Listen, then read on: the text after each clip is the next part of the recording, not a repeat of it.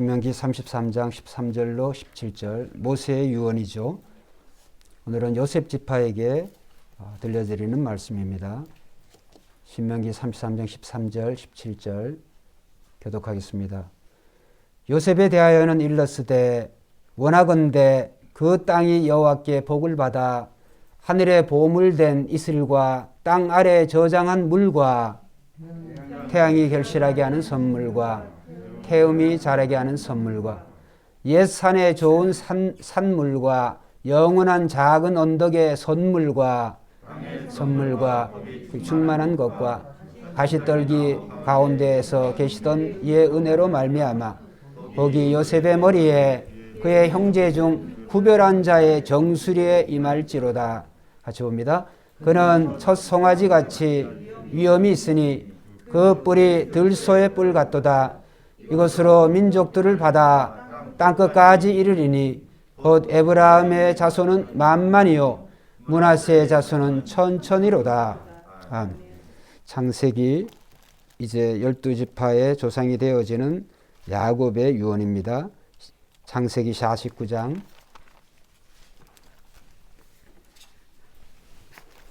22절로 26절까지입니다.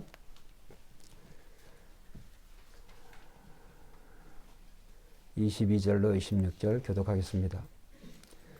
요셉은 무성한 가지 곧 샘 곁에 무성한 가지라. 그 가지가 담을 넘었도다. 그를 학대하며 적개심을 가지고 그를 쏘았으나 요셉의 활은 도리어 굳세며 그의 팔은 힘이 있으니 이는 야곱의 전능자 이스라엘의 반석인 목자의 손을 힘입음이라. 내 아버지의 하나님께로 말미암나니 그가 너를 도우실 것이요 전능자로 말미암으리니 그가 내게 복을 주실 것이라. 위로 하늘의 복과 아래로 깊은 샘의 복과 젖먹이는 복과 내 대복이로다. 같이 봅니다. 내 아버지의 축복이 내 선조의 축복보다 나아서 영원한 산이 한없음같이 이 축복이 요셉의 머리로 돌아오며 그 형제 중 뛰어난 자의 정수리로 돌아오리로다. 아멘.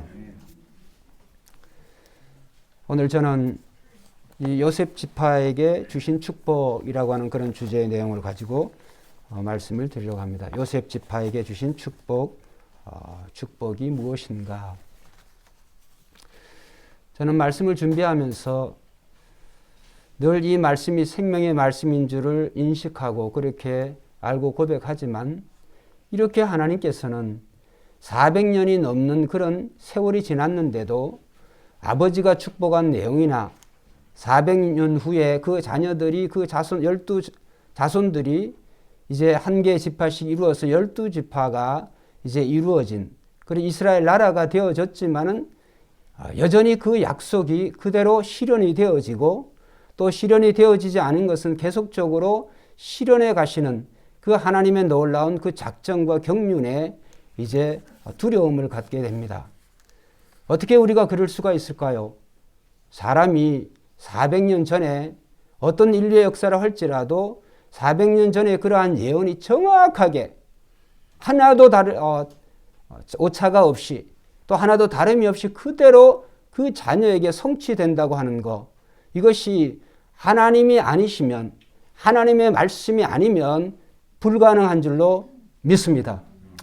오늘 우리가 이 요셉이 받은 그 축복에 대해서 우리가 세 가지를 이제 생각해 보려고 합니다. 창세기 49장의 내용이나 신명기 33장의 내용은 그 내용, 받은 축복의 내용은 다 같습니다.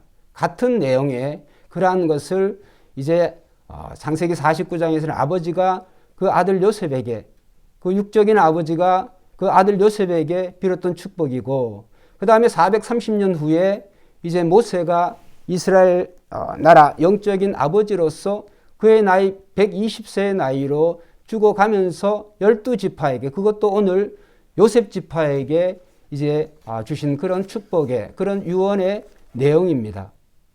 그래서 저는 오늘 이 말씀을 선포하기 전에 우리가 이제 말씀의 결론을 우리가 기억하면서 저와 여러분들이 이 요셉 지파가 받은 이런 세 가지 축복이 여러분과 저의 축복이 되시기를 믿음으로 선포합니다.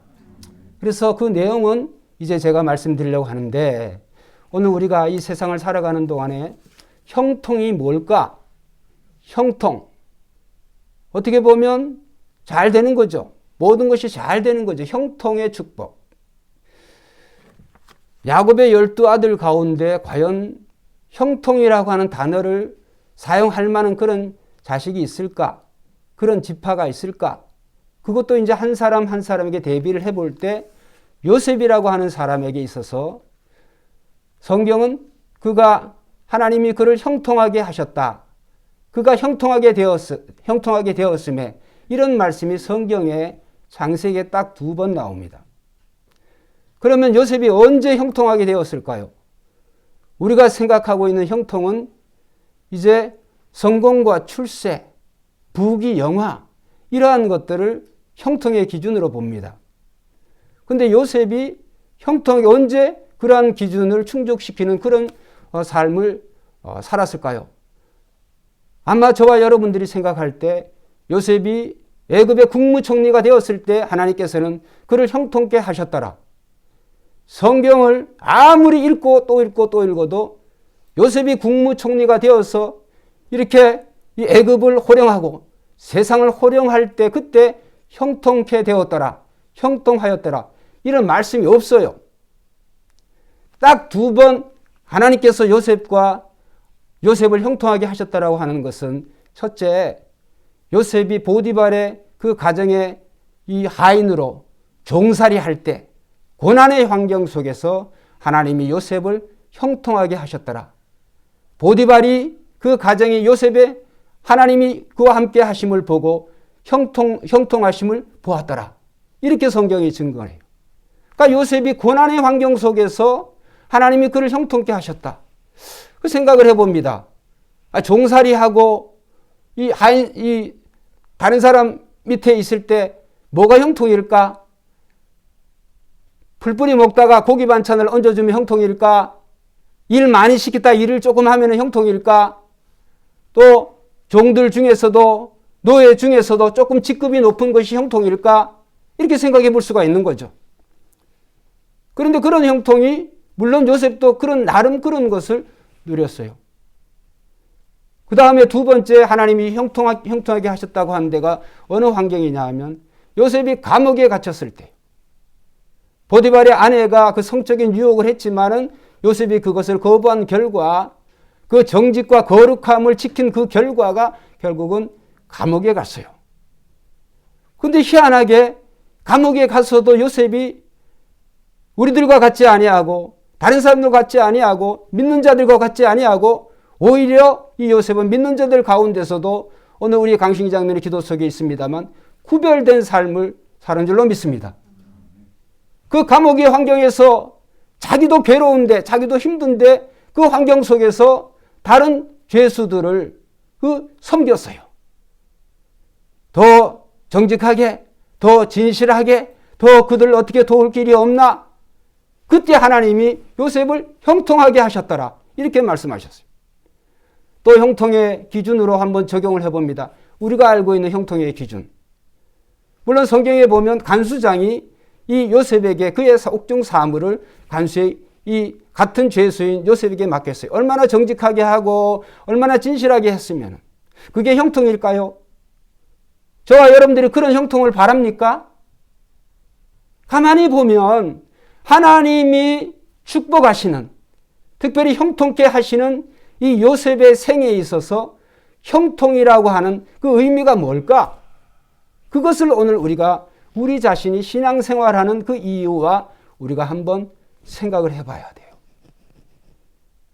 우리는 예수를 믿고 이전보다는 더 나은 질적인 어떤 물질적이고 또 부귀와 영화 누리지 못했던 이러한 것들을 우리가 생각하면서 살아가는 것이 아닌가. 우리의 신앙의 궁극적 모습이 이 땅에서도 더 잘 먹고 잘 살고 더 부귀와 영화를 취하고 부정부패 없이 그렇게 살면 얼마나 좋겠어요. 그런데 성경이 말하는 축복은 그런 것이 아니에요.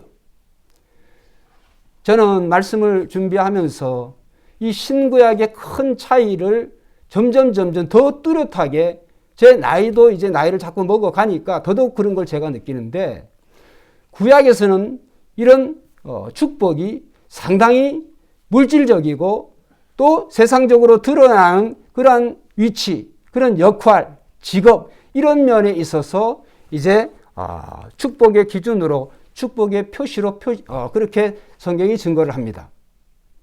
그래서 요셉과 같은 분도, 다니엘과 같은 분도, 또 느헤미야나 에스라 이런 사람들도 대부분 그런 사람들이죠. 포로로 있었지만 하나님께서 그들을 축복하셔서 그 포로의 환경 속에서도 그들을 높여 주신 줄로 믿습니다.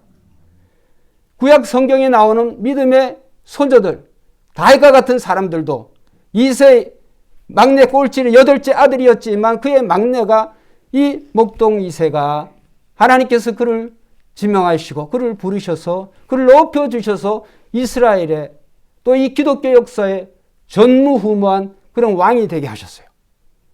그래서 구약에는 상당히 이렇게 보면 하나님을 잘 믿은 그런 결과가 어떤 지금 시대에도 대비를 해도 잘 먹고 잘 살고 더 그의 포지션이 더 이렇게 존귀하게 된, 세상적으로 볼 때 사람들이 우러러 할 만한 그러한 것을 우리는 생각을 해볼 수가 있어요. 구약에는 대부분 그래요. 근데 신약에는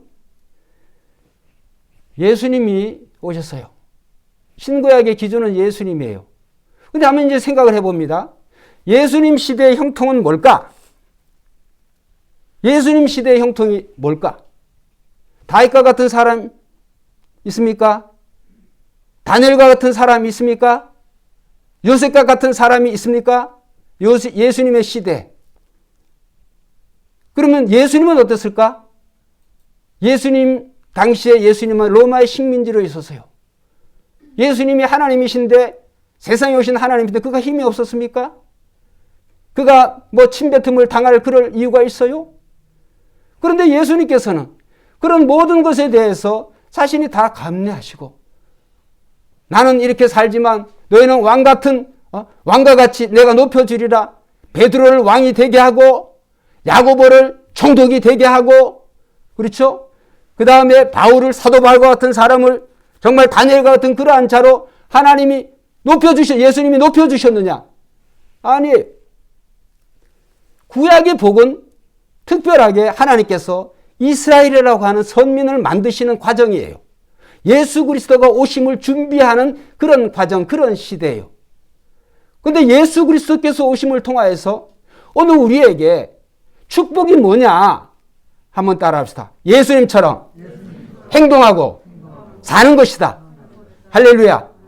예수님의 제자들 중에 단 한 사람이라도 이 구약의 다니엘이, 요셉이 또 누렸던, 믿음의 선조들이 누렸던 그런 포지션에 임한 사람이 아무도 없어요. 왜 그랬을까? 예수님이 오셨는데도 불구하고. 형통의 기준이 다른 거예요.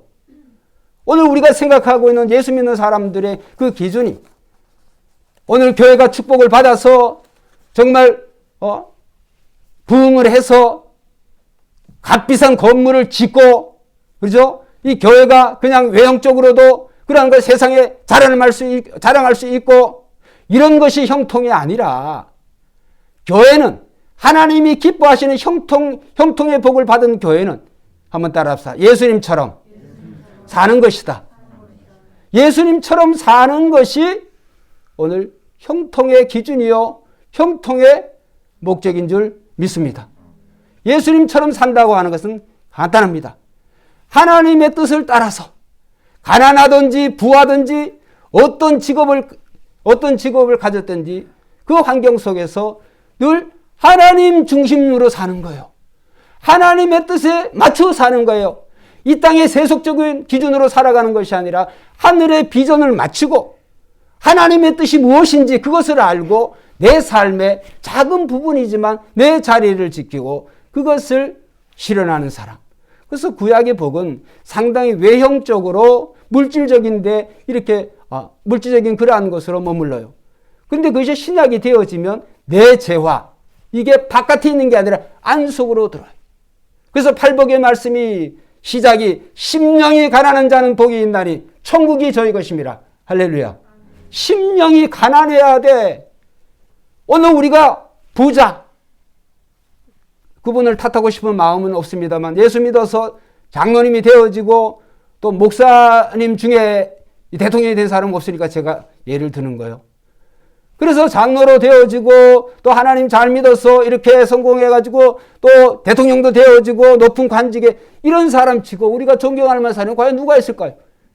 그런 사람들의 모습을 보면 성통이라고 말할 수 있을까요? 오늘 우리는 예수님이 오신 이후에 예수님의 제자들 중에서도 사도 바울과 같은 사람, 이 베드로 같은 사람도 구약적인 그러한 형통의 복을 소위 말하는 그러한 것을 누린 사람이 단 한 사람도 없다고 하는 것을 우리는 명심해야 될 줄로 믿습니다. 명심해야 돼. 그래서 오늘 요셉이 받은 세 가지 축복이 뭐냐?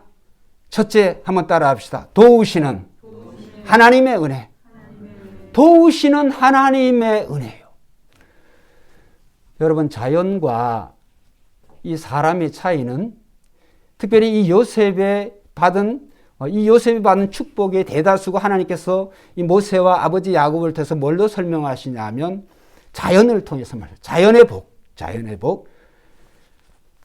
예를 들어서 이 요셉은 샘 곁에 가지라. 그 가지가 담장을 넘어간다. 우리가 용비어 청가에도 뿌리 깊은 나무는 뭐요? 바람에 안이 흔들리는 거예요. 뿌리 깊은 나무는. 제가 묵상 기도하면서 예배 시작하면서 일부러 시편 23편을 일부러 읽었어요. 여호와는 나의 목자시니 내가 부족함이 없으리로다. 여러분, 물 곁에 나무는 자연히 그 나무가 사시사철 푸를 수밖에 없어요. 이 자연에 있어서 제일 중요한 게 특별히 이 나무들에게 물 아니에요? 생명에게 물이 생명이에요. 인간은 우리도 마찬가지예요. 인간은요, 이 자연하고 달라요. 자기가 노력해서 자기가 열심히 벌어서 이제 뭐 어떻게 해서 이제 좀 더 나은 환경을 이제 꾸미죠. 그래서 이전에는 아담과 하와 같은 경우는 이 무화과 나무로 옷을 해 입고, 그래서 하나님이 불쌍해서 그거 이제 얼마 못 가니까 짐승의 가죽옷으로 옷을 해 입으시고, 어쨌든 그리고 또 땅에서 나는 그러한 것들 이제 먹지만 또 부족하니까 그것을 더 고급화시키고 이렇게 이제 되어져요. 자연은 그런 게 없어요. 자연은 어제나 오늘이나 한번 따라합시다. 자연은 철저하게 하나님 의존적이다. 자연은 하나님이 내려주면 먹고 안 내려주면 있는 것으로 만족하는 거예요. 이미 내려주신 그것을 물구멍을 찾아서 여기에 물이 없어. 그런 뿌리를 내려서 계속 거기를 향해서 가는 거예요. 그게 자연이에요. 자연의 원리예요. 인간들은 하늘에서 내려온 것뿐만 아니라 하나님이 주신 모든 일반적인 것에 대해서 한번 따라합시다. 감사하는 마음이 없다. 감사하는 마음이 없어요. 우리에게는. 내가 노력해서 내가 수고해서 뭘 쟁취해서 내가 얻어서 이런 것들을 통해서 되면은 감사하고 안 되면 또 되도록 열심히 또 최선을 다하고. 여기 휴대폰이 있습니다만은 5G라서 여러분 행복합니까? 4G 가진 분들, LTE 쓰는 분들, 3G, 2G 불행합니까? 불행하지 않아요. 며칠 전에 제가 어떤 부부와 이렇게 전도를 하면서 그런 이야기를 했어요. 저는 삐삐칠 때가 훨씬 더 좋았다. 오히려 그 전에 공중전화기, 공장에 나와서 전화 걸 때 그 시대가 훨씬 좋았다. 우리가 사는 이 홍대동 산골짜기에 텔레비 한 대 있어가지고 그 친구 집에서 동네 사람들이 바글바글 모여가지고 그 텔레비 보던 그 시절이 저는 훨씬 좋았어요. 물질적인 이러한 번영들이 우리가 형통의 기준이라고 본다면 이런 것은 우리 눈에 흙이 들어갈 때까지 끝이 없어요. 여러분, 형통의 기준은 하나님의 뜻대로 하나님과 동행하며 사는 것이 형통의 기준인 줄로 믿습니다. 요셉은 그렇게 산 거예요. 요셉은 어릴 때부터 정직하게 진실하게 다른 형들하고 달랐어요.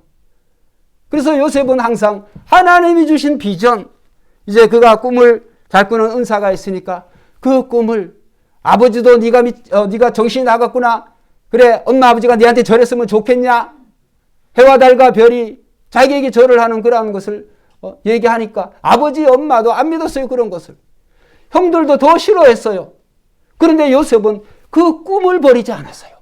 왜? 하나님이 주신 꿈이기 때문에 하나님이 그 꿈을 어떻게 이루어 가시는지 요셉은 담담히 자기가 사는 그 시간 속에서 요셉은 늘 한번 따라합시다.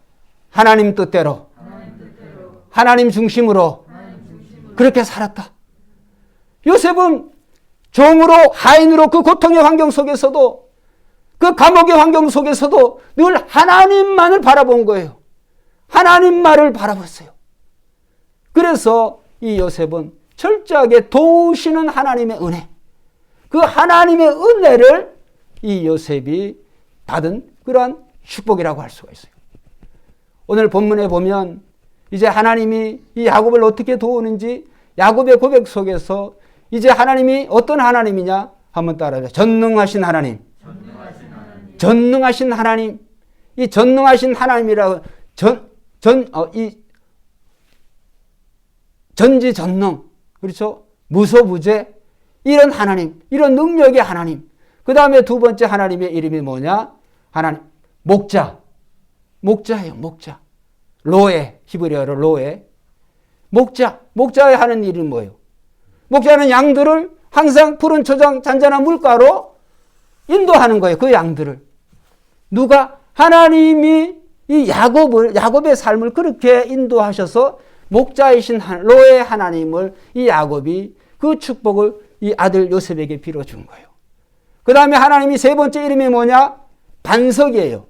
반석은 히브리어로 에벤이라고 하는 말이에요. 에벤. 그래서 에벤 에셀이라고 하는 말은 돕는다, 돕다 이런 말이에요. 사무엘 시대에 블레셋과의 전쟁을 할 때 이스라엘에 딱히 할 수 있는 게 없었어요. 블레셋이 쳐들어왔는데 오직 기도하는 것밖에 없었어요. 그래서 사무엘이 이스라엘 민족들을 모으고 기도하니까 미스바와 센 사이에서 하나님께서 크게 이 블레셋을 총칼 한 번 안 쓰고 이기게 하신 줄 믿습니다. 그래서 미스바와 센 사이에 돌 하나를 세우고 에벤 에셀, 풀이하면 도움의 돌, 의역하면 하나님이 여기까지 하나님이 도우셨다. 도움의 돌이라고 하는 거예요. 그래서 이 야곱의 인생에 야곱도 요셉과 같아요.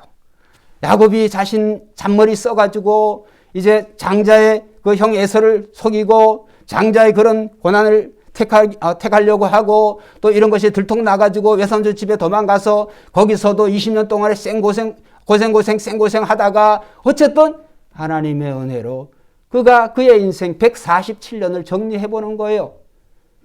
그래서 여기까지 인도하신 그 하나님이 나에게 목자가 되신 그 하나님이 너에게도 그런 축복이 있기를 바란다 라고 하는 의미예요. 그 다음에 이 에벤 반석이 뭐예요? 견고하잖아요. 모래 위에 지은 집과 반석 위에 지은 집은 다르죠. 하나님이 이 반석이신 하나님은 오늘 우리에게 완전한 안정감을 확신을 주시는 줄로 믿습니다.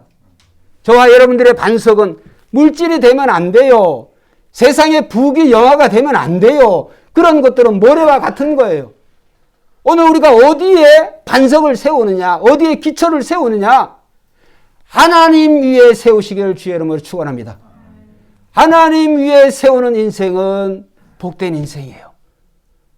여러분, 요셉의 삶 속에 요셉이 그 애굽의 국무총리가 될 때 17세 팔려와가지고 13년 고생 하다가 나이 30세 그때 이제 국무총리가 되어졌어요.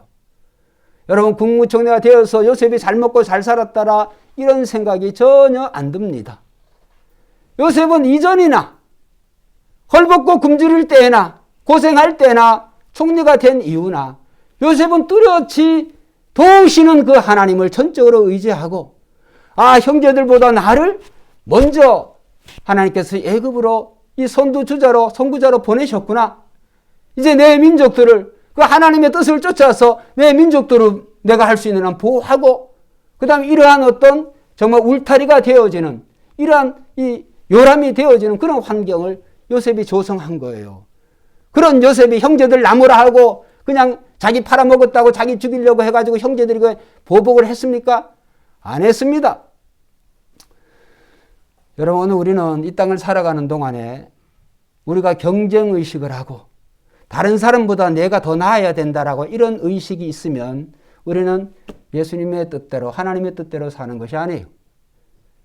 오늘 우리의 이웃이 경쟁 상대가 아니라 우리의 이웃은 한번 따라합시다. 섬김의 대상이 되어져야 된다. 저와 여러분들의 이웃이 섬김의 대상이 되어질 때 이 나라, 이 민족은 세상 어떤 나라보다 존경받는 형통한 나라가 되는 줄로 믿습니다. 원수가 없고 경쟁이 없는 사회, 민주주의 사회의 대표적인 거기가 시장 원리 아니에요. 경쟁 아니에요. 경쟁. 인간관계도 경쟁으로 가는 거예요. 공산주의랑 비슷해요. 공산주의는 유물론 아니에요. 물질로 인간을 평가를 해버리니까, 평가할 수 있다고 생각을 하니까. 여러분, 오늘 하나님은 다르세요. 우리 예수님은 자신을 찌르고 있는 그 원수조차도 내 하나님, 저들이 지금 자기들이 무슨 짓을 하는지 알지 못하나이다. 저들의 죄를 용서하여 주십시오. 예수님은 모든 사람에 대해서 섬김의 대상이요, 헌신의 대상이요, 하나님의 뜻을 증거하는 대상이었지, 단 한 사람, 단 한 번도 미워하거나 경쟁 상대로 봤거나 이런 분이 아니셨어요. 할렐루야. 그래서 오늘 우리는 이 요셉의 복은 뭐냐? 자연과 같아요. 자연처럼. 그냥 하나님이 내려주시면 감사하고 안 내려주시면 굶고, 그러나 그 가운데서도 하나님의 뜻만을 언젠가는 하나님께서 기억하시리라. 감옥에서 어떻게 되었습니까? 떡 맡은 관원장, 술 맡은 관원장이 감옥에 갇혀져서 요셉이 그들이 꾼 꿈을 잘 해석을 해줬어요. 그런데 그 술 맡은 관원장이 요셉을 잊어버렸어. 관직이 복족이 되니까 성경은 말합니다. 만 2년 후에, 요셉은 2년이라고 하는 기간 동안에 아이고 이 관원장이 어떻게 이렇게 되어졌나, 나를 좀 이 바로에게, 내가 지금 억울한 처지로 여기 들어왔는데, 이런 마음이 없었겠어요? 그런데 그런 마음으로 하루하루를 지냈다는 이런 말씀이 없어요. 여러분, 오늘 우리는 하나님이 도우시는 은혜, 지금까지 여러분들을 여기까지 인도하신 그 하나님의 도우심을, 지금까지도 그랬으니까 이후로도 쭉 도우시는 하나님의 은혜가 여러분에게 있기를 주의 이름으로 축원드립니다. 그 다음에 요셉이 받은 두 번째 축복은, 우리 강신희 장로님이 기도하셨었는데 참 중요한 말씀하셨어요. 오늘 요셉은 구별된 자의 받는 그런 축복을 받았어요. 구별된 자. 그 말씀이 어디 있느냐? 창세기 26장, 오늘 읽은 말씀에 창세기 49장 26절에 보면, 내 아버지의 축복이 내 선조의 축복보다 나아서 영원한 산이 한없음 같으니, 여기 영원한 산이 한없음 같으니 이 축복이 요셉의 머리로 돌아오며, 한번 따라합시다. 그 형제 중 뛰어난 자의 정수리로 돌아오리로다. 형제들과 그 다음에 선조들보다 더 그 축복이 이제 요셉에게 돌아오는데, 그 요셉이 다른 이름, 요셉을 풀이하는 다른 말이, 기가 막힌 말이 있어요. 그게 뭐냐? 형제 중에 뛰어난 자의 정수리로 돌아오리로다. 뛰어나다고 하는 말은 나지르. 그 말이나 이제 신명기 33장으로 돌아갑니다. 신명기 33장의 말씀에 모세의 축복, 430년 후에 모세의 축복을 보면, 자, 16절, 33장 16절 우리 같이 읽어봅시다. 시작. 땅의 선물과 거기에 충만한 것과 가시 떨기 나무 가운데 계시던 이의 은혜로 말미암아 복이 요셉의 머리에 그의 형제 중 뭐요? 구별한 자의 정수리에 임할지로다. 이때는 성경이 써진 기록이 아니에요. 성경이 기록되어지도 않은 시기에 어떻게 430년 전에 이 아버지 야곱이 요셉에게 축복한 내용을 모세가 그대로 표현을 하는데 여기는 구별한 자, 창세기에서는 뛰어난 자, 단어가 같아. 그러니까 뛰어나다고 하는 것은 어떤 것이 뛰어나느냐 하면 하나님 입장에서는 한번 따라합시다. 구별된 자, 거룩한 자, 구별된 자, 거룩한 자가 뛰어난 자가 되는 거예요. 할렐루야. 뛰어난 자로 하면 왕관을 쓰다. 그 높은 직에 특별히 왕관을 쓰다 이런 말이 이런 단어예요. 그러니까 결국 오늘 우리의 삶이 뭐가 뛰어나냐? 아이고 뭐 3류보다 2류 대학, 2류보다는 1류 대학, 소위 스카이 대학, 또 세상에 무슨 아이비리그 하버드 이런 게 뛰어난 게 아니에요. 하나님이 보시는 뛰어남은 구별됨이에요. 거룩함이에요. 요셉처럼 사는 거예요. 할렐루야. 하나님 앞에 거룩하는 거예요. 진실하게 사는 거예요. 누가 어떻게 한다 할지라도, 내가 해를 당한다 할지라도 요셉과 같이 그렇게 사는 거예요. 요셉이 그러면 어떻게 살았을까? 제가 설교 시작에 그때 요셉이 보디발의 그 하인으로 종살이 하고 있을 때 이 성적인 유혹을 받았다고 그러잖아요. 보디발의 부인에게서. 그때 요셉이 그 보디발의 아내가 자기를 유혹할 때 이렇게 고백을 해요. 이 집에는 창세기 39장 9절 이 집에는 나보다 큰 이가 없으며 주인이 아무것도 내게 금지하지 아니하였어도 금지한 것은 당신뿐이니 당신은 그의 아내임이라. 한번 따라합시다. 내가 어찌 이 큰 악을 행하여 하나님께 죄를 지으리까?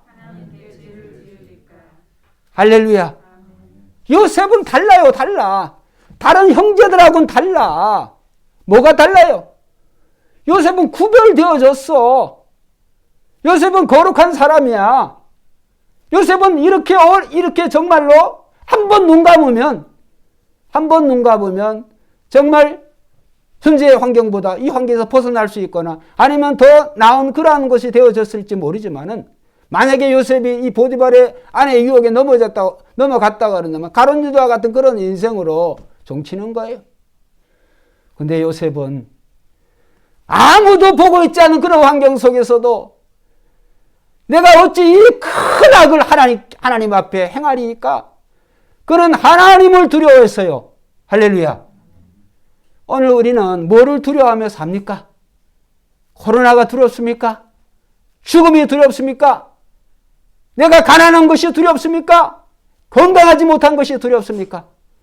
이런 것이 두려움이 아니에요. 오늘 우리가 두려워야 될 것은 살아계신 하나님을 두려워야 될 줄로 믿습니다. 하나님을 두려워하는 사람은 언제든지 하나님께서 나를 도우시는 하나님이시다. 에베네셀의 하나님이시오, 목자의 하나님이시오, 반석의 하나님이신 하나님은 전능하신 하나님이시다. 하나님은 언제든지 우리를 할 수 있게 만드시는 줄로 믿습니다. 그래서 여러분, 요셉의 빈 축복은 뭐냐면 자연의 축복이에요. 근데 그 자연의 축복이 오늘 불신자들과 오늘 우상 숭배자들은 하늘의 해와 달과 별 1월 성신에게 절하고 정한수에 물 떠놓고 비나이다 남녀 호랭객교 뭐 이런 비나이다 이런 헛짓들을 하고 있지만은 자연이 스스로 우리에게 주는 그런 자연 스스로가 우리에게 선물을 주는 게 아니에요. 오늘 본문의 말씀에 보면 모세가 16절에 야곱도 그렇게 고백을 했습니다만 특별히 모세가 신명기 33장 16절에 보면 한번 따라합시다. 땅의 선물과 거기 충만한 것과 가시떨기 나무 가운데 계시던 이의 은혜로 말미암아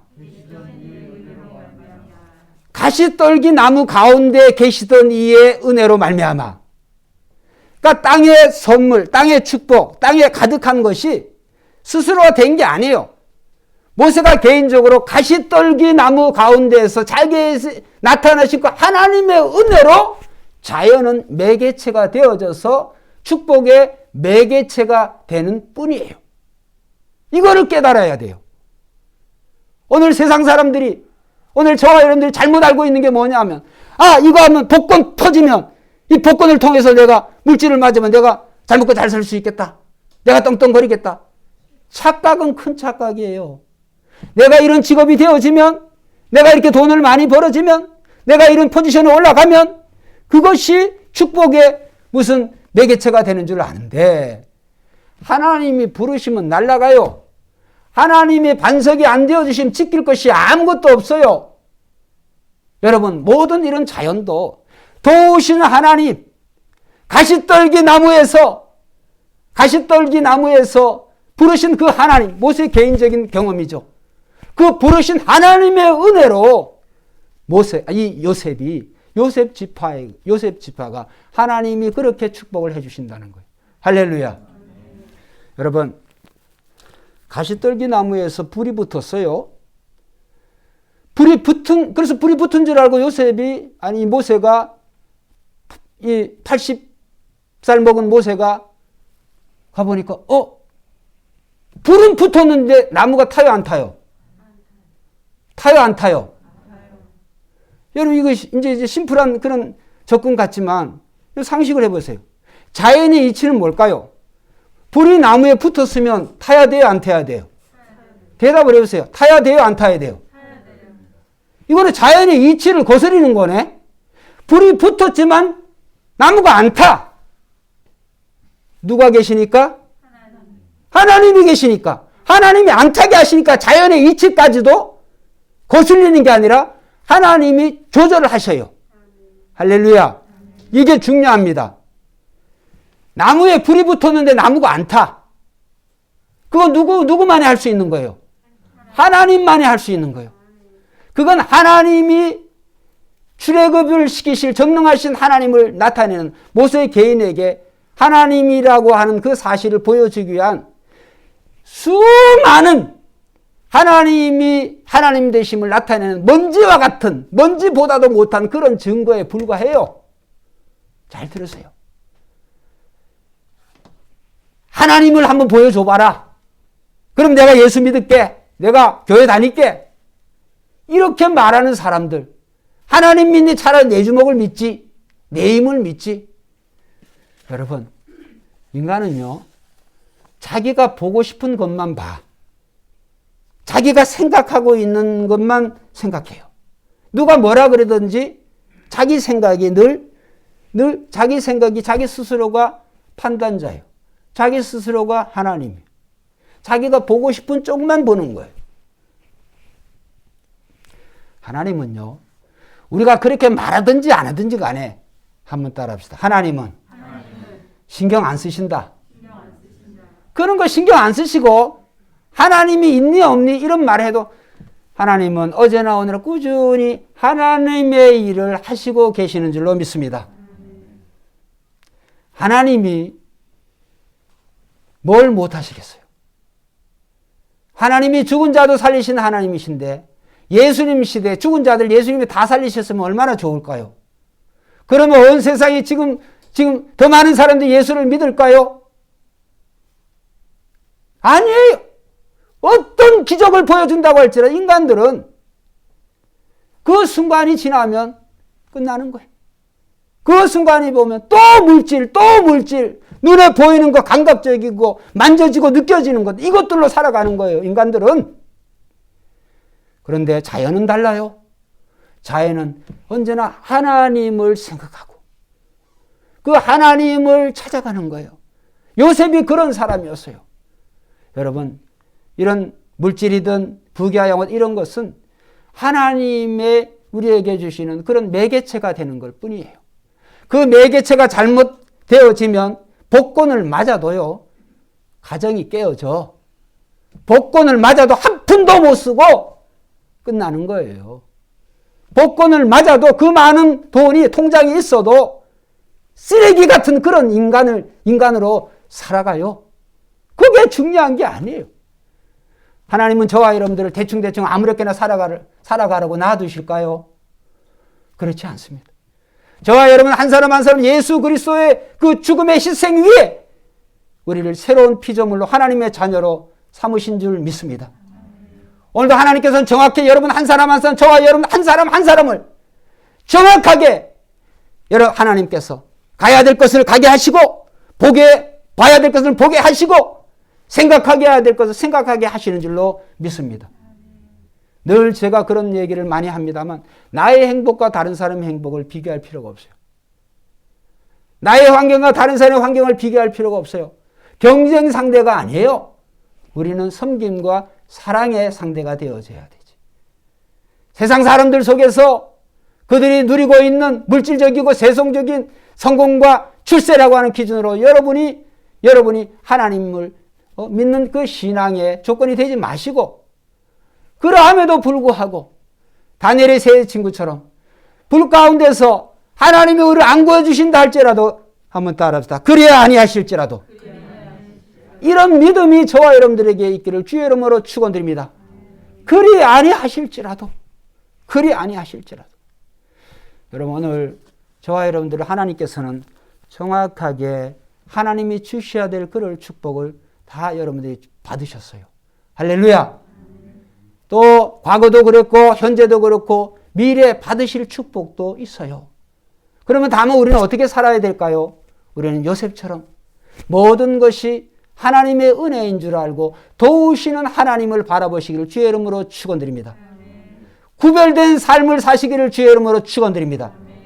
마지막 세 번째 축복은 요셉은 형제들, 조상들보다 뛰어난 그런 축복을 하나님이 주신 줄로 믿습니다. 요셉은 목자와 같은 축복을 받았어요. 그런데 오늘 이스라엘의 목자, 오늘 이 세상의 목자는 예수님 한 분이시죠. 오늘 요셉의 후손에서 이 요셉 지파에서 예수님이 나시지 않았어요. 예수님은 유다 지파에서 나셨어요. 그런데 이 요셉이 목자와 같은 그런 역할을 이 애굽에서 있는 동안에 이스라엘 민족을 목자와 같이 잘 이끌었어요. 그러한 것을 얘기하는 거예요.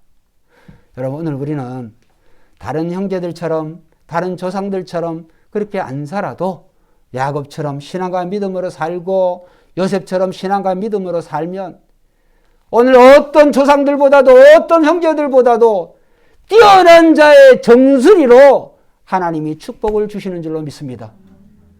이 말씀을 여러분 꼭 기억하셔서 설교의 시작에 처음으로 돌아가면 형통의 개념이 뭘까? 저와 여러분들에게 형통의 개념은 뭘까요? 형통의 개념은 결국은 물질과 세속적인 그러한 기준이 아니라 하나님과 동행하고 하나님의 뜻대로 사는 것이다. 이것이 형통의 기준을 아시고 요셉처럼 저와 여러분들이 또 모세와 같이 늘 하나님의 뜻대로 살아가는 저와 여러분 되시기를 주의 이름으로 축원드립니다.